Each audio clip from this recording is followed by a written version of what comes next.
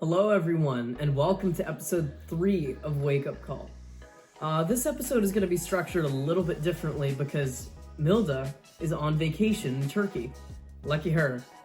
The only thing that's really going to be different, we're still going to have the alarm, of course, the guest discussion, and the rant, which has been, your favorite part of this so far. And she did record her rant. The only difference is you're just going to be hearing a little bit more of my voice and a little bit less of Milda's. Lucky you. Today on the alarm, we have the topic of populism and the global far right. And to discuss with us, we have an exceptional guest who has a master's and wrote his thesis on the far right, Rokas, to be discussing the topic at hand with us. We're very lucky to have him on the show. With all that said and done, let's jump right into the alarm.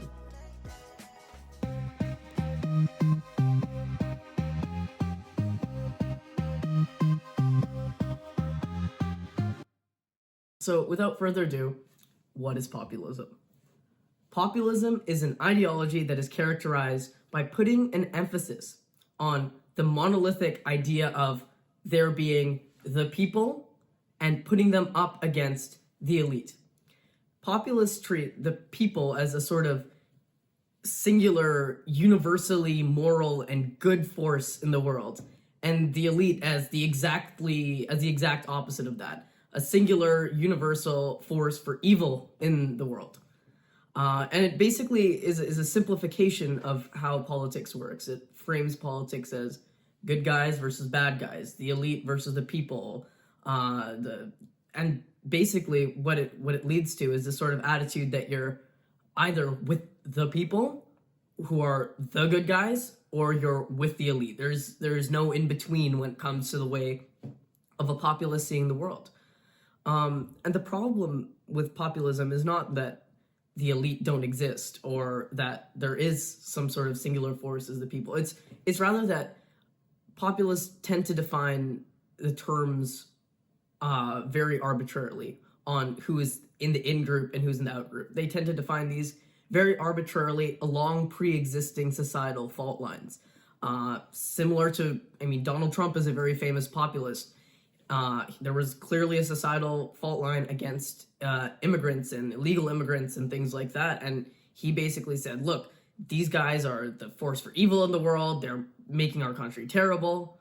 And we, the good Americans, are the good guys here, and basically put those two groups against each other.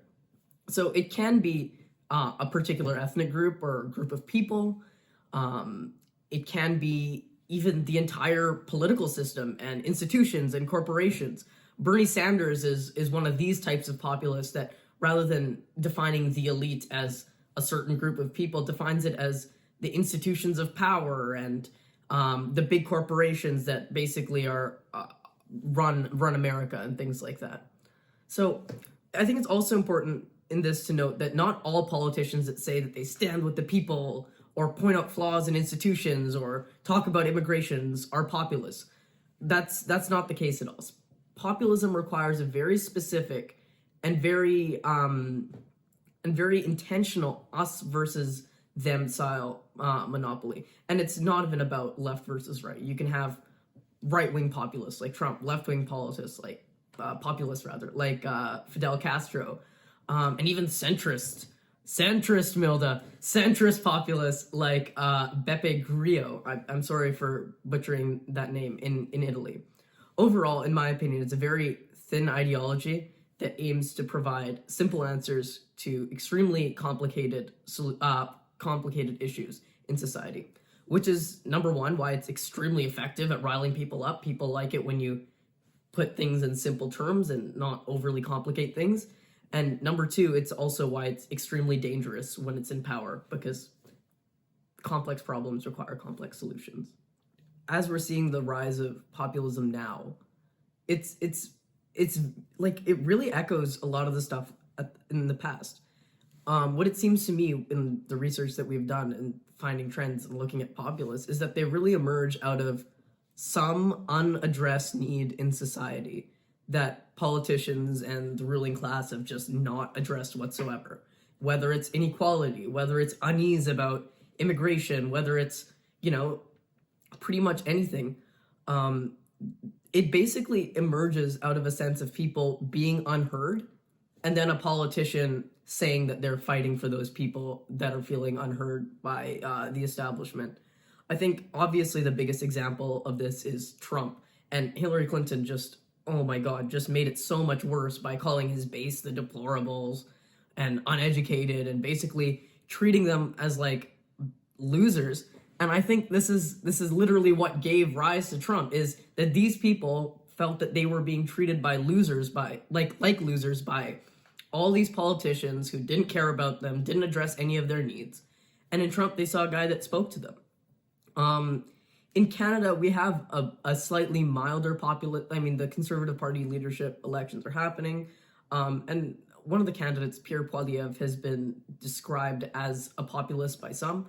And he definitely has populistic tendencies and rails against the elite institutions. Like he hates the Bank of Canada for whatever reason, the central bank, because he thinks that they like intentionally caused inflation. But there's a lot of examples on the right, and I'm sure that Rokas would be much more of an expert on that than us. What I find especially crazy about populism is that they can make some of the most powerless and marginalized groups of people like the elite, and basically sort of say that they're like ruining the country and running the country. Like Trump with illegal immigrants. Like, what power do illegal immigrants are literally the most underprivileged group in American society. Like, they have zero power. They can't vote. They can't do anything. They can't they can barely make money. They're always scared of like running away. But somehow he convinced people that they're the cause of all the problems instead of the big corporations that are outsourcing their jobs and, things like that. I really just want to summarize by just identifying what are the benefits of populism, because although I'm broadly anti-populist, there are some real benefits to populism if it's done correctly, and what are the drawbacks of the ideology. So I think some of the benefits are, number one, as I alluded to earlier, I think that they can populists accurately identify societal grievances and problems, and they speak to people that are feeling unheard. And I think that it's useful when a populist is able to find a group of people that are unheard and mobilize them and create them into their base, because it shows that the politicians aren't listening to the people, and they need to improve, and they need to heed the voices of the unheard. And if it's done properly, I believe that populism has the capacity to fundamentally change the country and the region for the better. All revolutions, such as the French Revolution, Soviet Revolution, that was not a good one, et cetera, they were all populist in nature, because it was the people rising up against the elite, and these people had their leaders who were populists, basically saying, look, this system is not working for us. It's only working for a certain group of people at the very top. So let's talk about the drawbacks of that. I think that accurately represent some of the benefits of populism. Here are some of the drawbacks. Minority rights can be compromised just because of its inherent majoritarian nature. Populism isn't based on it's not based on a core set of values like, oh, everyone should have equal rights, everyone should have this, everyone should have that. It's like, oh, what do the majority of the people want? What do the people want? Who are the people? And Milda, I think you accurately pointed this out when you were talking about Hungary and Poland's crackdown on LGBT rights, because they've sort of framed LGBT ideology, or whatever, they're calling it, as like this fundamental evil that's corrupting society. I think Trump's treatment of immigrants and illegal immigrants and things like that is also a noted example on how minority rights are compromised. And a lot of people forget that Trump also was taking charge of this crackdown on transgenderism, and he banned them from being in the military and did a whole bunch of things like that. A second drawback is that it does not leave any room whatsoever for disagreement or dissent. You're either with us or you're against us. There is no in-between in populism. And the third, and something that I think is extremely dangerous, and why I think the main reason why I don't like populists, is because they tend to erode democracy once they've been elected or been put into power.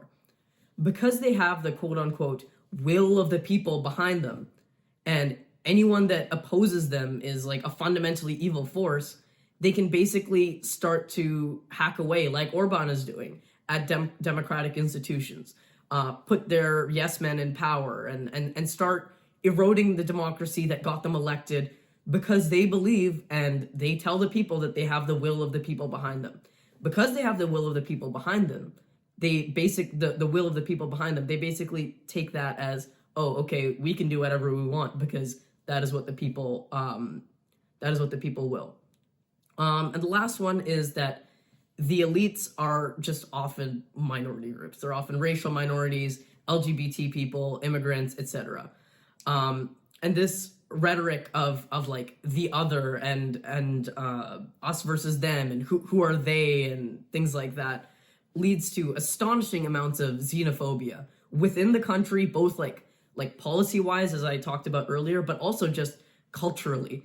Like if you notice, like the rhetoric, both the like actual policies and the rhetoric, and like, you know, we see rises in like hate crimes, rises in, you know, discrimination and things like that. It emboldens a population to have more xenophobic tendencies.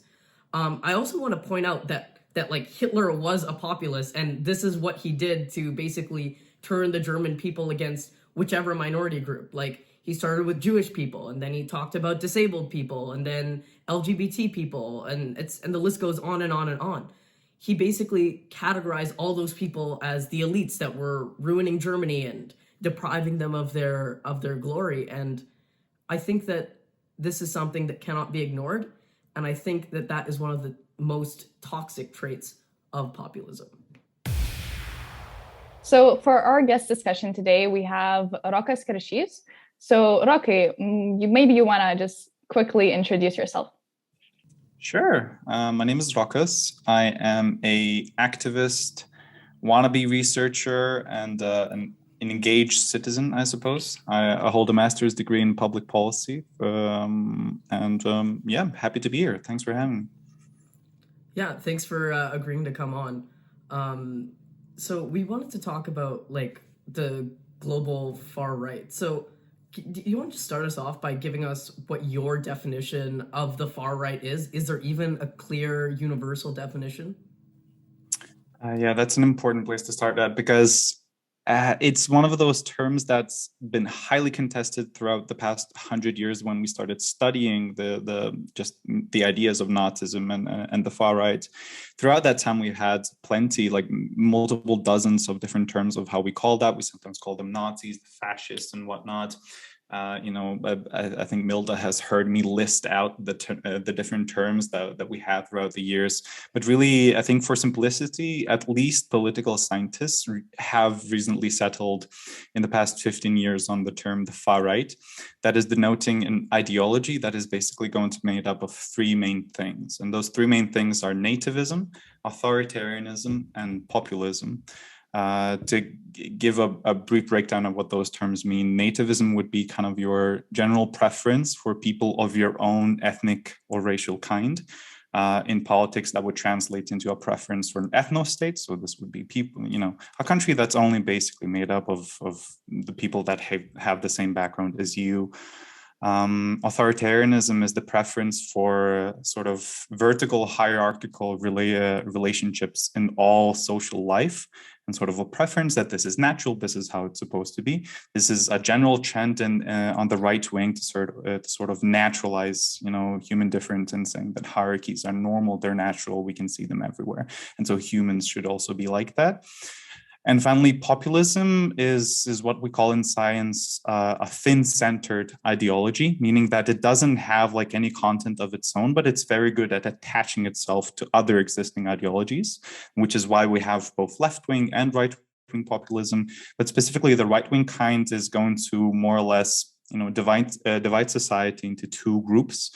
And there's, of course, a division between them. So the two groups are the people. So these are always kind of morally good, common people who are getting abused by the corrupt elites at the very top, who are, disengaged. They don't care, for the common man, and they're just abusing us in very many creative and weird ways. So that's populism. So combine these three, and you get this umbrella term called the far right that encompasses both extreme forms of the far right and radical forms of the far right.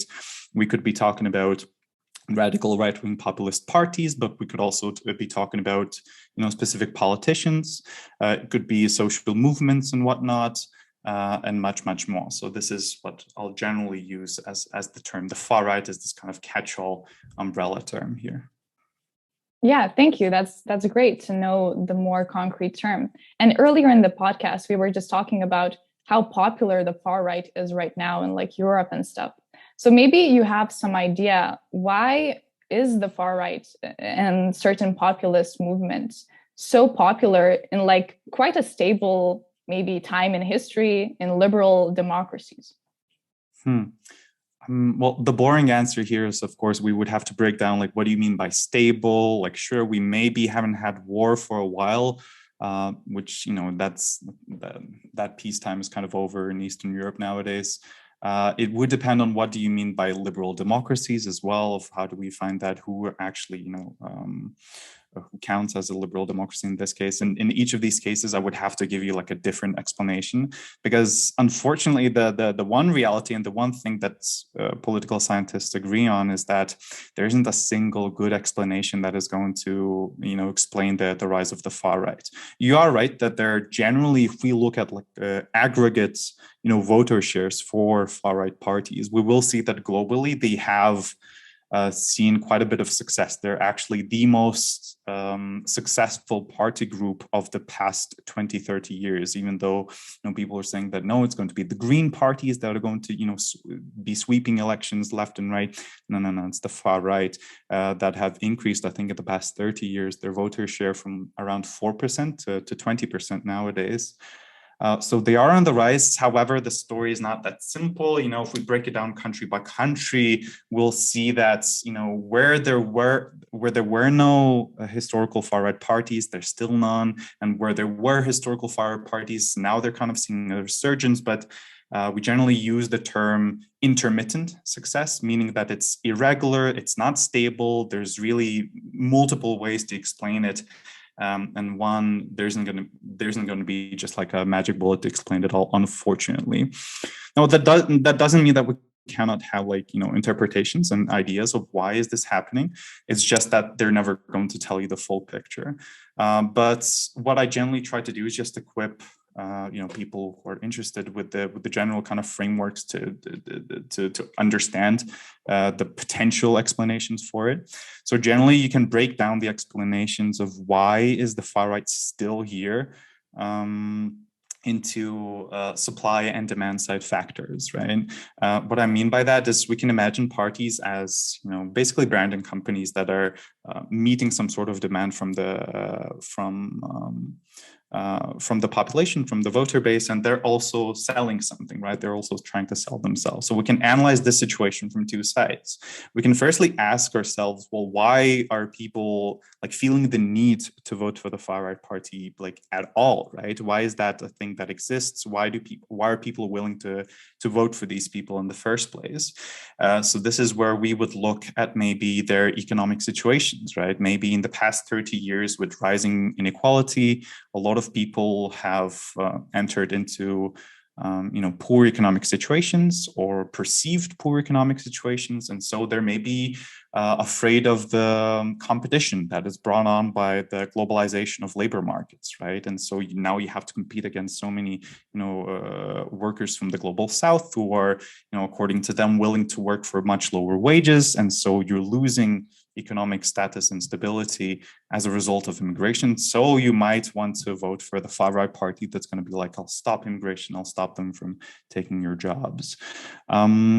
However, that doesn't really translate into empirical data. Like if that was true, then we might see that maybe in poorer or more unequal countries, we would see more of the far right, which isn't necessarily the case in all countries. We also see that if we take a look at studies and look for correlations between your economic status and your willingness to vote for a far right party, that's also not necessarily the case. And usually the studies mostly confirm a much stronger correlation between your economic status and voting for a far left party instead.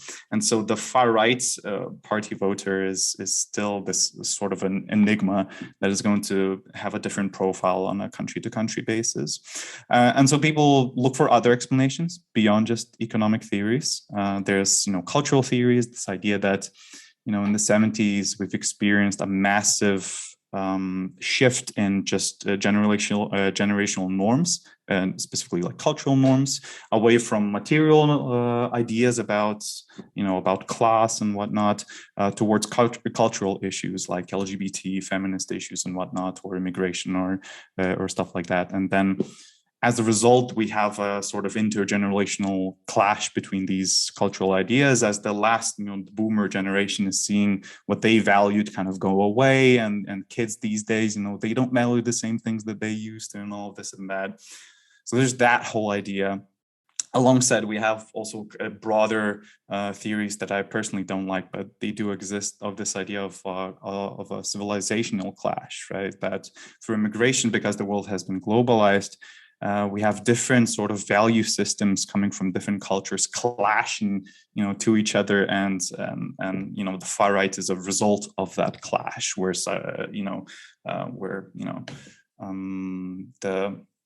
they call themselves Judeo-Christian value defenders, kind of stand up to protect themselves from this onslaught of, Muslims and whatnot. So this is sort of the gist with the culture clash theories. There's other ideas about maybe that we're losing, trust in democracy and in our institutions. And maybe that's pushing people to vote for the populists who say, yeah, the system has failed you and these liberal elites have sold you out, right?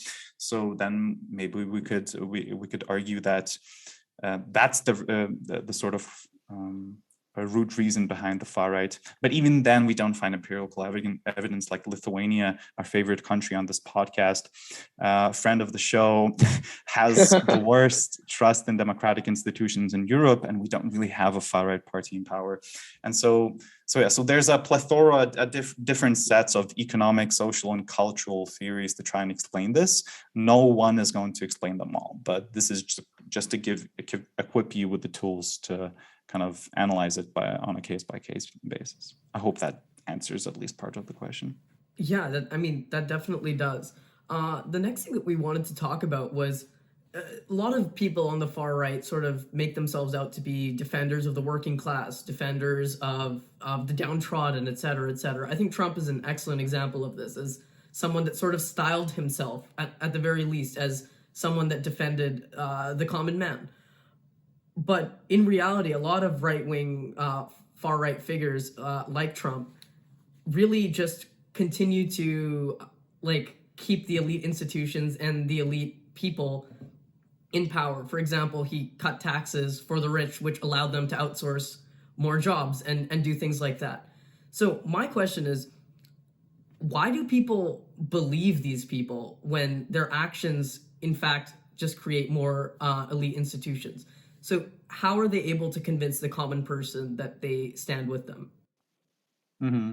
That's a good question, and a really tough one as well, because once again, we could analyze whether maybe we could analyze it through the lens of what sort of rhetorical devices, say, people like Donald Trump use in order to convince people. Maybe they're just like really good debaters.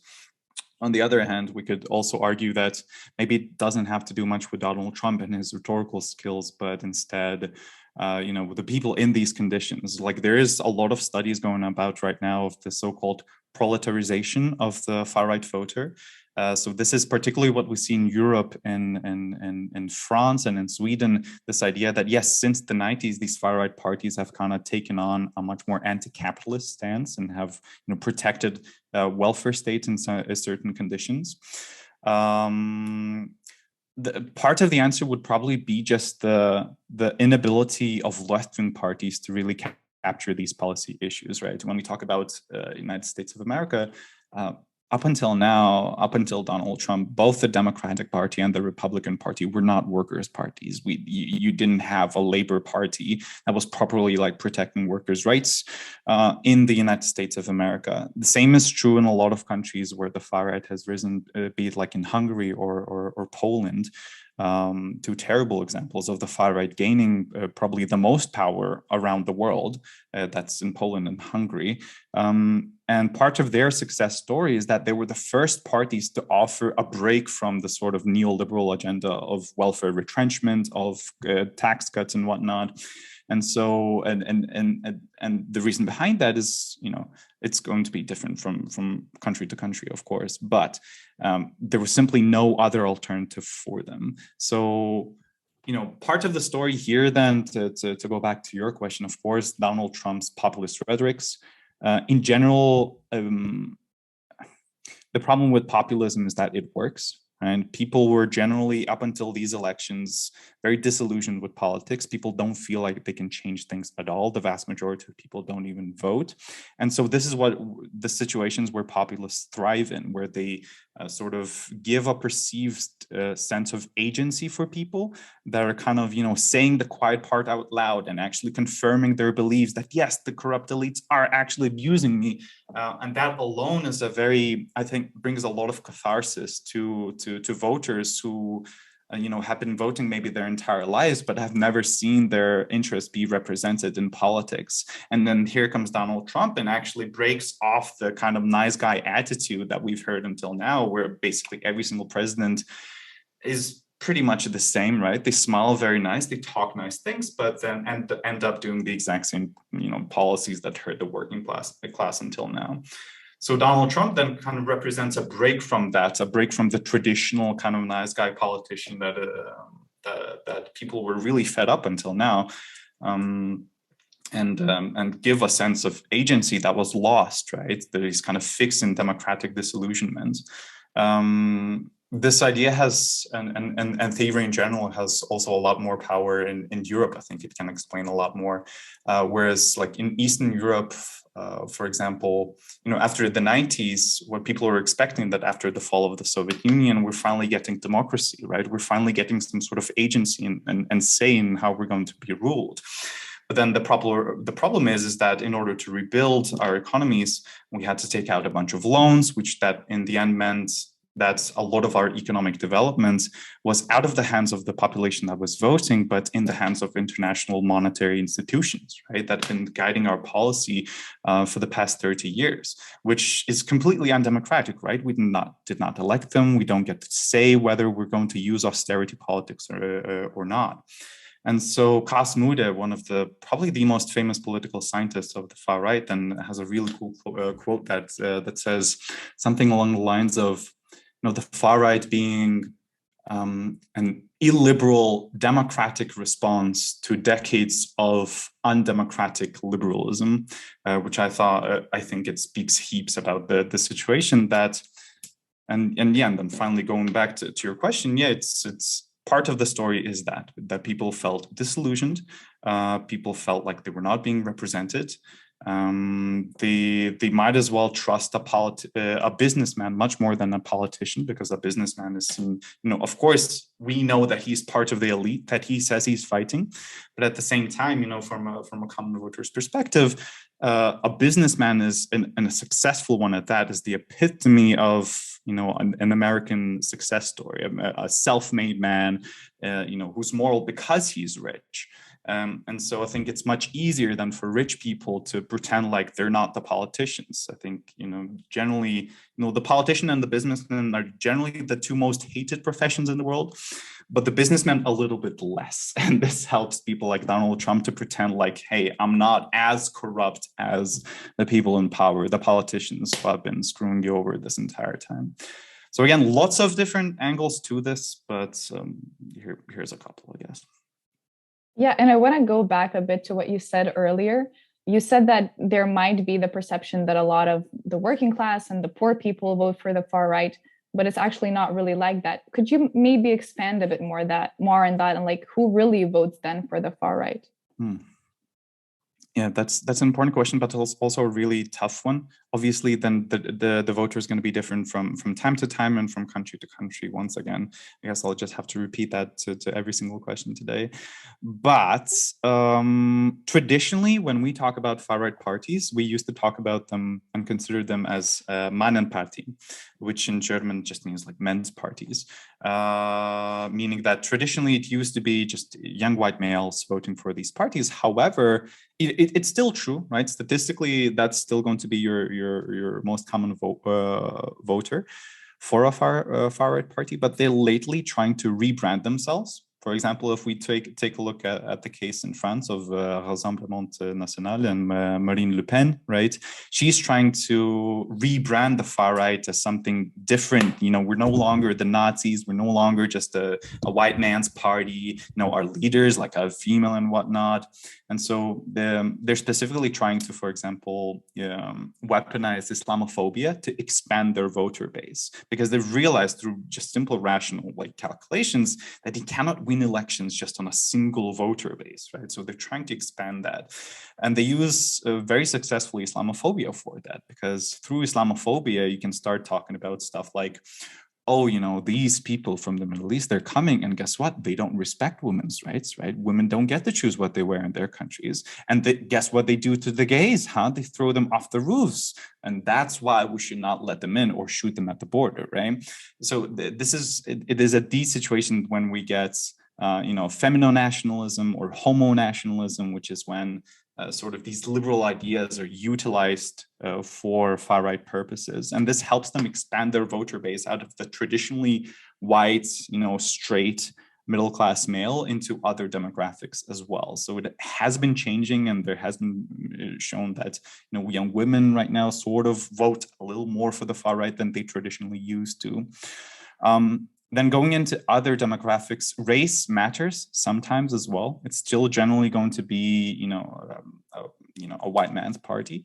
However, that doesn't mean that immigrants, for example, wouldn't vote for far-right parties, which was a very interesting phenomenon, right? We tend to think that, a far-right party is not going to be good for an immigrant. But sometimes, this is one of the ways that they try to assimilate into a country. It's just kind of overcorrecting themselves and also presenting themselves as like hardcore in-group members who also hate those dirty immigrants in order to prove themselves that they're the good ones, right? They're the good kind.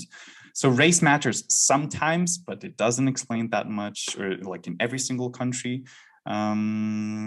It does mostly like in America. In America, it's mostly going to be the white people voting for the far right. Then there's this whole idea specifically that, if we look at the rhetoric, it seems like they're trying to fight for the people who are sort of left out, right? This theory is called the globalization theory. This idea that through globalizing our labor markets and capital, that it has produced a lot of winners, but it has also produced a lot of losers of globalization. So this is the theory of the left behind, right? And the idea here is that these people who are left behind, who feel disenfranchised by the liberal world order, that they're the ones voting for the far right. Unfortunately, that's also, studies that can't confirm that, because what we generally see is the people who are actually left behind, they don't vote at all, right? They're just completely disillusioned with democratic politics, so they just don't go to elections at all. And the people who are actually voting for the far right are usually small business owners, middle class people. So this would be what we call, the petit bourgeoisie or the petty bourgeoisie. So this is people who have something to lose, and so therefore they're the most scared of potentially losing something. This has traditionally been the main voter base of the far right. This petit bourgeoisie group of people is usually around the middle class, the top middle class. Those are going to be consistently the people voting for them. One last thing, still in general, that's not going to be universally true. The only one factor that scientists have confirmed is that of education. Consistently, this is the one thing that can more likely predict a vote for the far right is if you're less educated. And that's the only one thing that has been proven and shown kind of across the board, but it still doesn't explain everything. Yeah, it's interesting because I know that a lot of people across the Indian diaspora in America, like my family's Indian, a lot of people in the Indian diaspora in America voted for Donald Trump because, he was anti-Muslim. And, of course, these are people that would have supported the BJP in India, and Modi is another person that would be described as, I don't know if I'm correct here, as a sort of right-wing, far-right figure and politician. So we are running low on time here, but we really want to hear about what your master's thesis was about. Do you want to give us a quick little TLDR on what your findings were? So I mostly did theory work. So this is the reason why I say I'm a scientist wannabe. It's because I'm not very good at collecting data and confirming. I'm much more interested and much better in the field of theory and going through the work that other people have already done and trying to make new sense out of it. But generally, what I was interested in is the interaction between gender, right-wing populism, and their social policies. I kind of saw, that there must be a certain kind of connection between them, and I tried to link it back to political economy, which is a lot. I'll try to explain it very shortly. So my basic idea, I started by analyzing the sort of gendered construction of the people in far right ideology, right? At the heart of the far right ideology is the so-called grand replacement theory. You probably heard about it. It's getting like Vice has made a bunch of videos about it already. It's suddenly everybody knows about it. But yeah, and this is the idea that Western elites have sold out their populations to the Middle East in return for oil. And so, basically Western elites get oil, and in return, they send all of their people, to Europe, and we're basically getting colonized by the global South through immigration, thus replacing the white nation, right? This is at the heart of most far-right ideologies. There's different iterations of it, depending on where you are. But the idea is still basically the same, right? Of this sort of outward threat. Now, what's very often missed in this analysis is that it implies a very strict gender regime that we don't really talk about that often, right? So what I mean by that is it implies different roles for men and women to be considered, the good people, part of the demos that Nazis usually tend to protect. For men, this means protecting the people from outside threats, right? Hence, for example, we have hence why a good fascist man is going to have to be a soldier, and a violent man who's going to have to go to war and whatnot. This is why we also have anti-immigration policies, right, to protect the people from outwards threats. And this is why, for example, the German extreme far-right group called the Third Path has been recently caught patrolling the Polish border to fend off the immigrants, and they were carrying bayonets and machetes and whatnot. And they were all men, obviously. And the reason behind it is that that's their job, to protect the integrity of white people and white civilization. But that's been well analyzed and written about. Not much has been written about what it means for women, even though we've consistently seen the very particular prescriptions for women under a Nazi regime, right? For women, their job is to protect the population from inner threats, right? So this means kind of for a particular group of women that is going to be white, heterosexual, traditional middle-class women, to reproduce as much as possible so that we can keep up the numbers of soldiers going and to kind of reproduce the nation. Hence, we have natalist policies supported by the far-right parties across the board, be it in France or be it in Hungary. Natalist, by the way, means just a preference. Natalism is this sort of like anti-Malthusian belief that we should actually reproduce as much as possible, but not everybody, right? If you're not white, if you're not rich, if you're not like straight edge, cis het, then you don't get to reproduce, right? Screw you. Actually, the Nazi policy used to be the opposite, right? You get the pill. This is why we have, what was it, like those Planned Parenthood centers, I think originally were meant to stop immigrants from reproducing in the United States of America, right? But if you are a white middle-class woman, then you have to reproduce as much as possible to reproduce the nation. And this is sort of the relationship with Nazism and women's control of women's reproduction, right? This is why it's so inherent to the ideology. It's not just like a one-time thing that they do. And we've seen this through time as well. For example, there's been the concept of angel makers in Italy, in fascist Italy, that is, right? Whereas still the idea of this kind of traditional, housewife was upheld as something that every single woman in Italy should pursue. So yeah, and I call this, and this is my term, I take credit for it, but I call this repopulism, and this is the populism of reproduction, and this is what so this is my main contribution. I think this paradigm of repopulism helps us explain, for example, why is the far right so anti-LGBT, or why are they anti-feminist, right? It explains the rationale as well as the politics behind it. It can explain us why do they pursue natalist policies in Hungary, for example. Why are you much more likely to get an apartment or a cheaper car if you are a mother as opposed to if you're not, right? It can explain us why are they going after abortion rights or the pill, right? So this was my first part of the work, kind of the theory work around repopulism and developing this framework. And then I ended up by trying to ask the question, why? Because I really was not satisfied with the theories that I at first gave you. And I sought a relationship between this and what can just the political economy of the country can tell us. So this is where I got into how, the neoliberal growth model in Eastern Europe after the 2008 global financial crisis was simply not sustainable anymore because financing from Western capital dried up completely.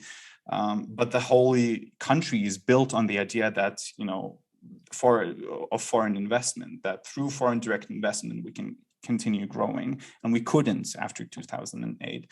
And so after that crisis, we see a massive shift and break from neoliberal politics towards capital investments from the East, which then opens up, pathways for cultural influence from Russia as well, from other illiberal places as well, and whatnot. So this is what I worked on.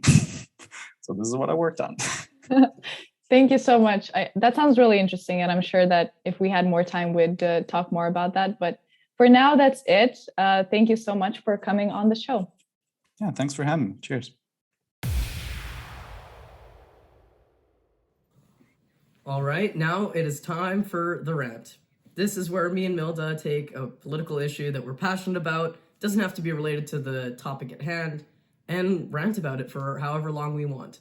Milda, what are you ranting about today? Yeah, so a couple of days ago, I was scrolling on Instagram and I saw a post about Elon Musk, about how he had twins with his employee, the director of operations and special projects at his brain chip company, Neuralink.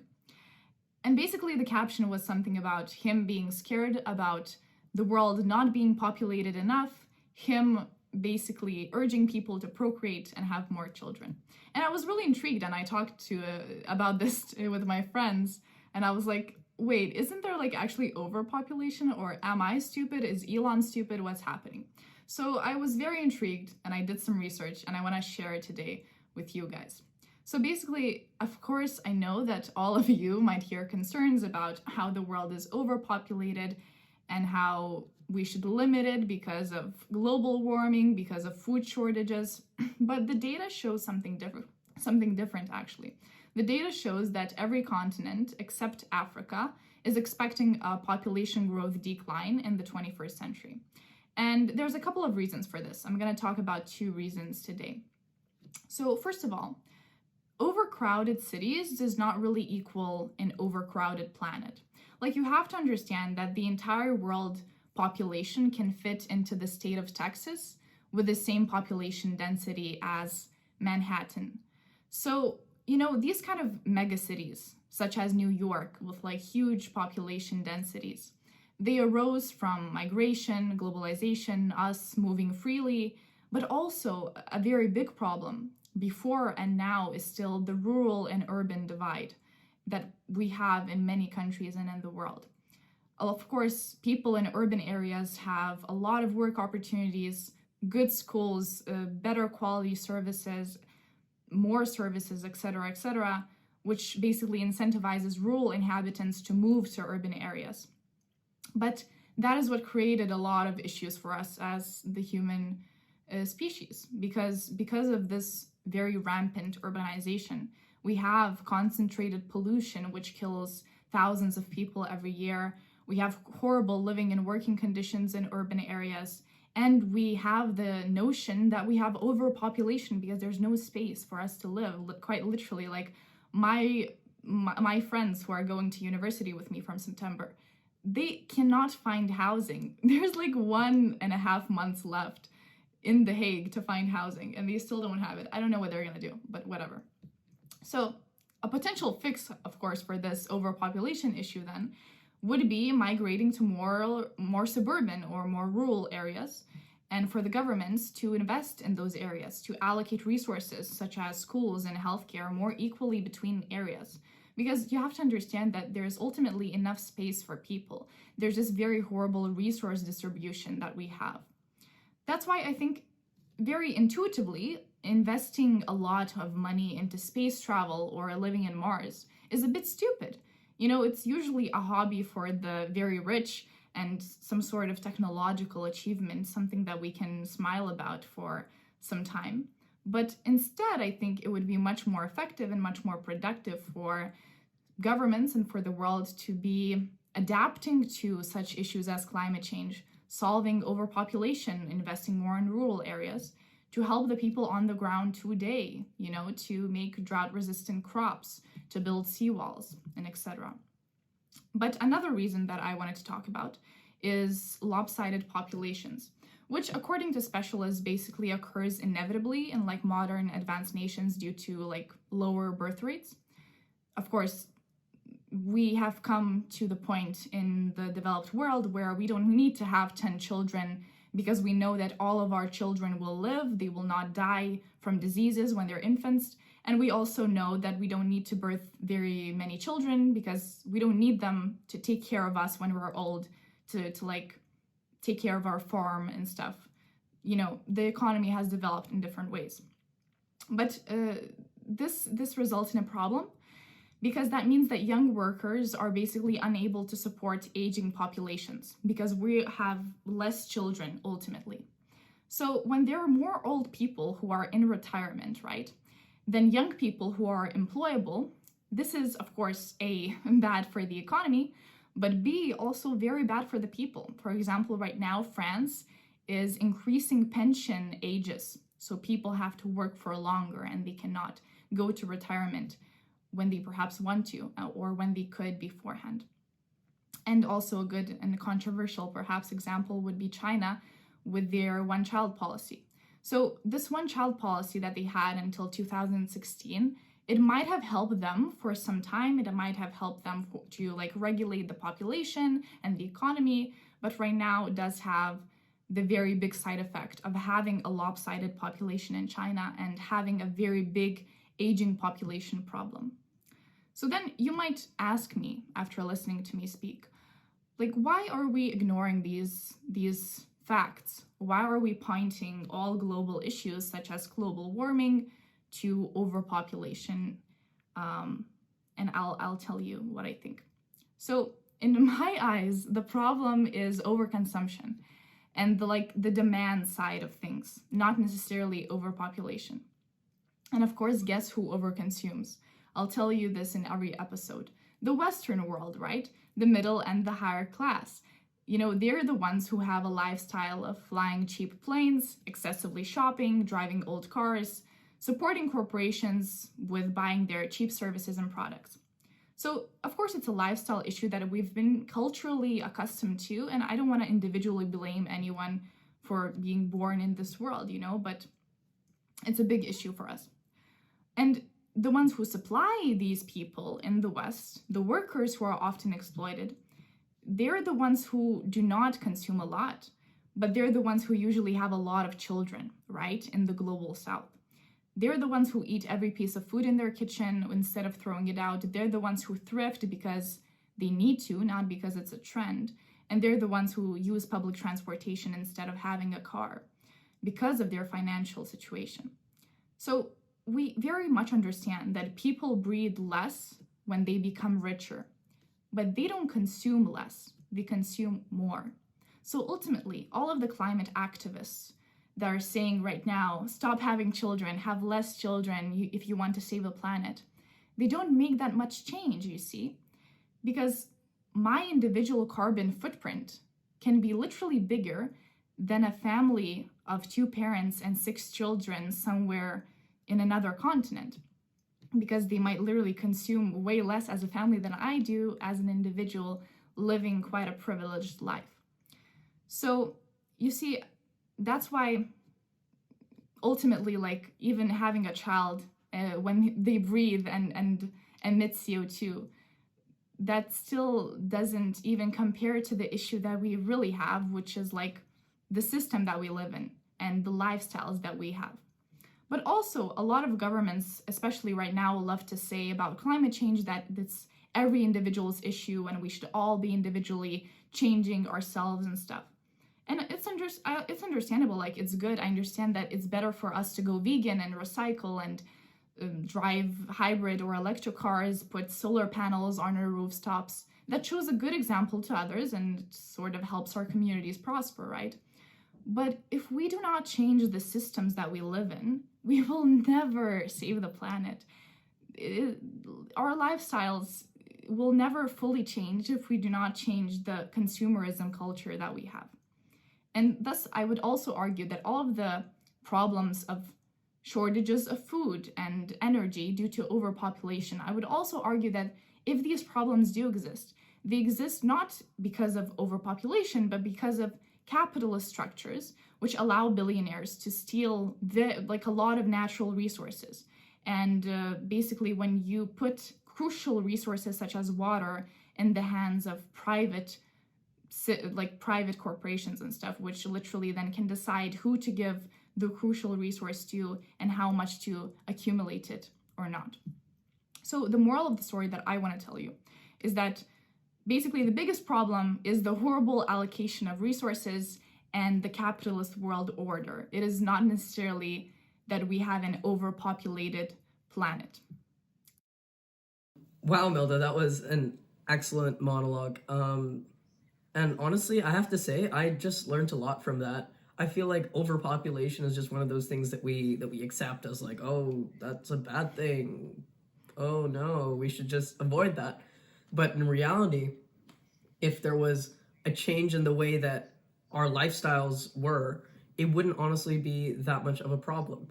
So my question for you is, how do you see a way out of this, practically? People like to congregate in cities because that's where the jobs are and that's where, everything is close and convenient and easy for them.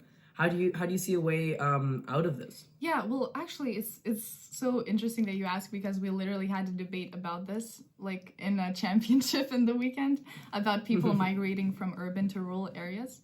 I mean, there's a lot of things that the government can do. They can give subsidies to people who want to move to rural areas so that it's easier for them to like get housing. They can of course invest a lot more in rural areas. And overall, I don't think that there's a lot of persuading that you need to do for people to move, because really people are living so horribly and so depressingly. Like if you look at New York, I think the students are so broke. It wouldn't take a lot, I think, to say, look, we're giving you some money, move to somewhere more rural, but you'll live in this beautiful apartment for like 3 times cheaper than you're living in New York in this crammed room, and you'll get a job for your profession that you actually study, not for a random job that you don't even like in New York. So essentially, yeah. No, but my question is really like, how can you ensure that they get a job, right? Because the reason, at least in the US, a lot of people are moving out of rural areas because they were focused on mining, or they were focused on oil production, or, you know, anything like that. And once those resources dried up, once coal became out of fashion, once, you know, companies started to look elsewhere for oil, those jobs just dried up, and that's why people moved to the city, because those towns were dying. How do you think that we can get job opportunities out into more open rural areas? Yeah, well, of course, that's a very complex issue. I think we need to offer more opportunities for these kind of people who lost jobs to retrain themselves or gain new skills to be able to like still be employable in other sectors. But yeah, I mean, I think that there's always incentives for businesses to expand to rural areas. But yeah, I mean, I'm not sure. I think it's a very complex issue, and it has to be attacked from different kind of perspectives. Yeah, agreed. So many of you guys reached out to me and texted me and were like, Vishwa, I can't believe that you just let Milda walk all over you and talk about centrists like that. Don't worry, guys. Don't worry, guys. My plan all along was not to let Milda off the hook for that. She really offended me and offended centrists everywhere. And I'm here today to finally respond to Milda's monologue and argue my positive case for the radical center. So Milda's monologue had me thinking a lot about the center and centrism. She made what I thought were some accurate statements about centrists being slaves to the status quo sometimes, overly moderate when they need to be radical, which I think, yeah, to an extent is mostly true of many self-described centrists, but in my opinion is a far too broad generalization and treats the term centrist as being interchangeable with moderate or status quoist. I offer what I believe is a different and somewhat more accurate characterization of not only what the center is, but what I think the center should be. It's a very pragmatic approach to politics. And I call my version of the center the radical center. I didn't make this term up, but I'm a big fan of the term and a big advocate for using the term radical centrism. In this monologue, I will be explaining to you what radical centrism is and why I believe it is the best ideology for the future. So first, before I talk about radical centrism, I think we really need to break down what is centrism. Milda said a whole bunch of things as to what centrism is, but to me, the key defining characteristic of a centrist and what makes a centrist different from a moderate or a status quoist or anything like that is the willingness to step outside of conventional ideologies and form heterodox views that are from different parts of the political spectrum. They don't necessarily have to conform with a particular party or political ideology or particular political theory or framework or whatever. In short, centrism, I believe, is defined not as an ideology, but actually as something that is quite the opposite of an ideology, an anti-ideology that rejects sort of conformity and all dogma of any form in favor of a more free-thinking and pragmatic and problem-oriented solution to politics. I think that this is the way to go because, first of all, I just believe it's the most natural way for humans to think, and thus that is how politics should work. Humans and their views are complex and nuanced in a way that political parties or any particular political theorist just simply cannot capture. Humans have a variety of views from across the spectrum and there are different solutions. Like basically the idea is that no one has it completely right, and centrism offers a way of thinking that is free and detached from any particular ideology or framework. So what is radical centrism? So radical centrism, to me, again, isn't so much about being an ideology, but an attitude in the way that you approach politics. The reality about life is that it is so complex, and no singular ideology or person, or like conservatism, liberalism, socialism, they all have their benefits and they all have their drawbacks.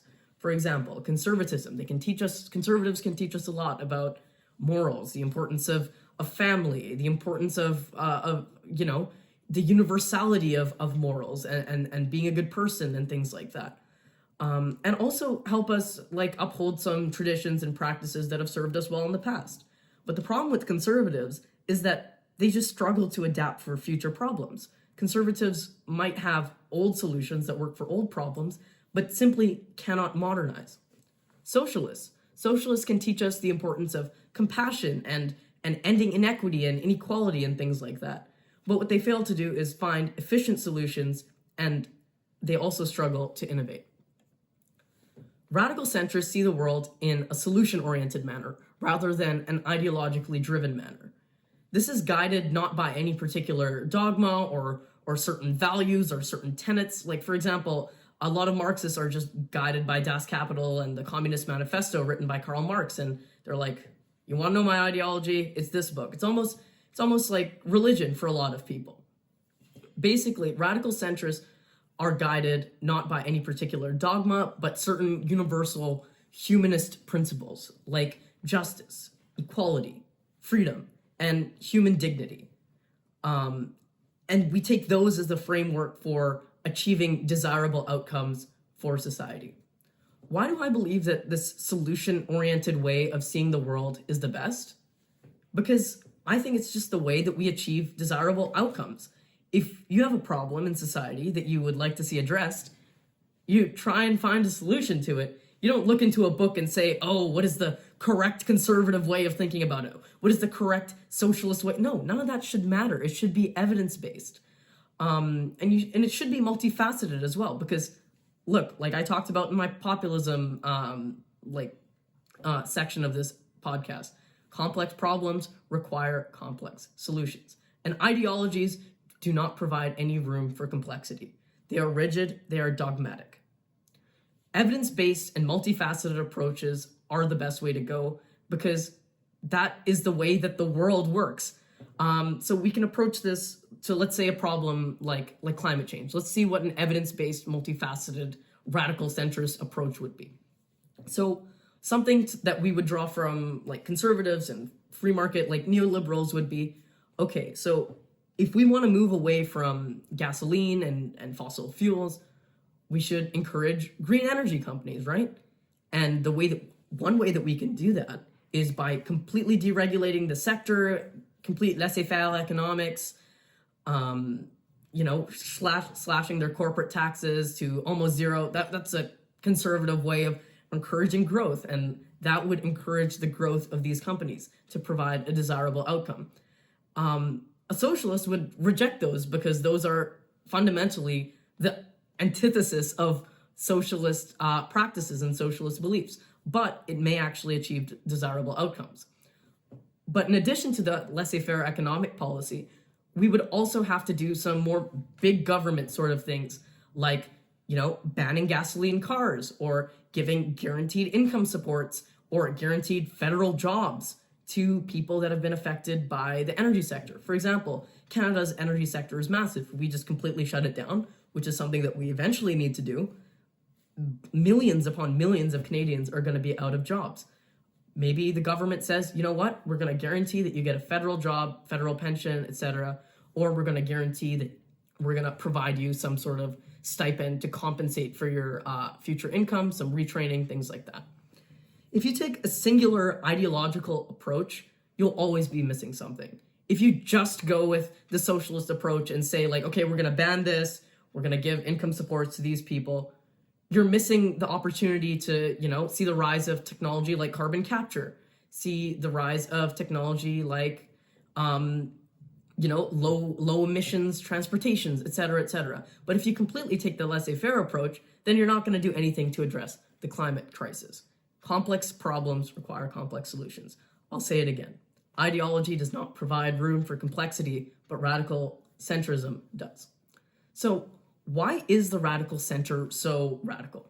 I mean, firstly, we need to talk about just this way of thinking is fundamentally radical in today's polarized and tribalized society.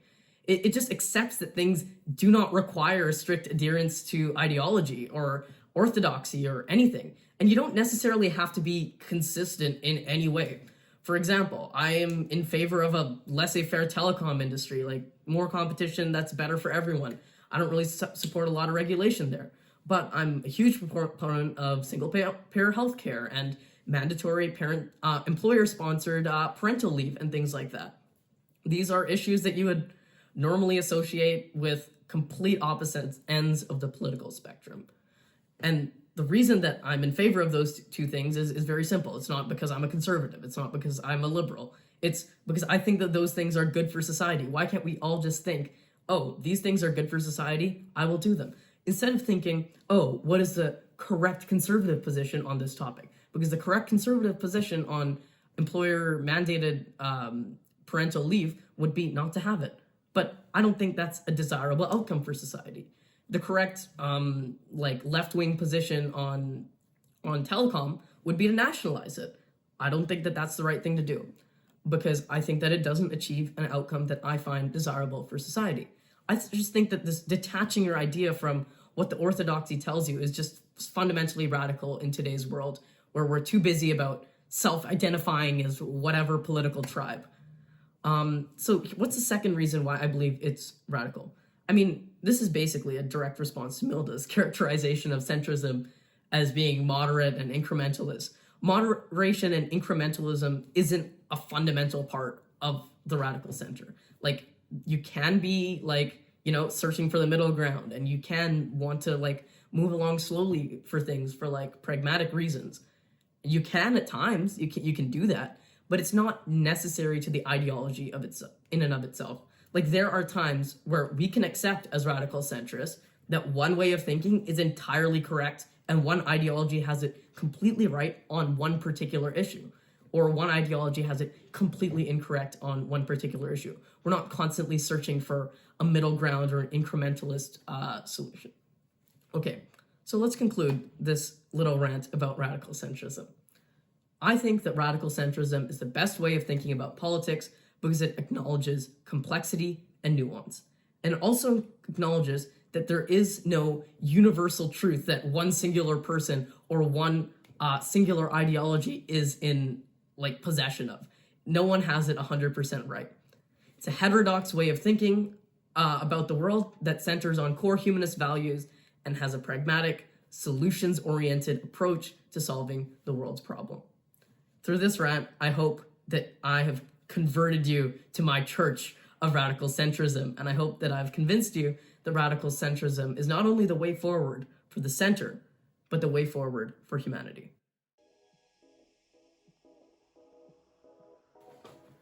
All right, everyone, that wraps up the third episode of Wake Up Call.